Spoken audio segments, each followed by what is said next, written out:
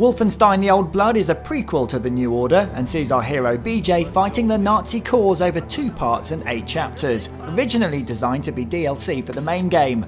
This is now a piece of standalone content, which means you don't actually need the main game to play it, and because it's a prequel, you don't even need to catch up on the story. The first 4 chapters see you infiltrating Castle Wolfenstein to retrieve an important document that points towards Death's Head's stronghold you'll be going after in the New Order. Things don't quite go according to plan, and so you have to escape and of course shoot loads of Nazis who've been combined with futuristic tech despite this being the late 1940s. New things to contend with are super soldiers connected by wires to a power grid. Quite why this would ever be a good idea for a prison is beyond me, but it does result in a mechanic where you have to pull a lever to shut them down and then rip them apart with a piece of pipe. This is of course before you get hold of any decent weaponry, which you can dual wield to sacrifice accuracy for more bullets flying towards your enemies. The pace isn't quite right at first, but things do soon pick up, and actually things are more enjoyable than the full price game thanks to there being more focus here. This is a shooter first and foremost, so there's not much room for wandering around your base and being sent on fetch quests this time around, thankfully.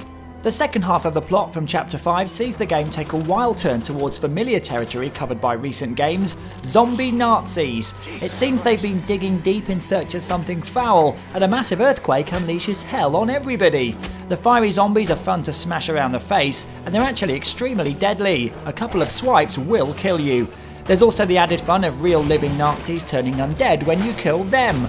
The chapters are super short here, and you'll rattle through this section fairly quickly, which is good in a way, as it doesn't outstay its welcome.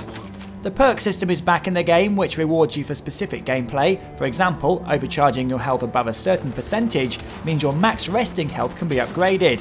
It's stripped down, but does encourage further playthroughs on harder difficulties where you can also search for all the secrets.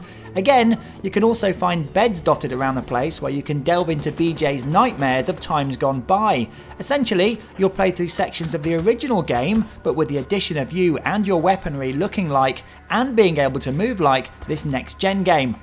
Because this is also just for PC and new gen consoles, it does also look very pretty indeed. Character models are slightly cartoony, but detailed and convincing.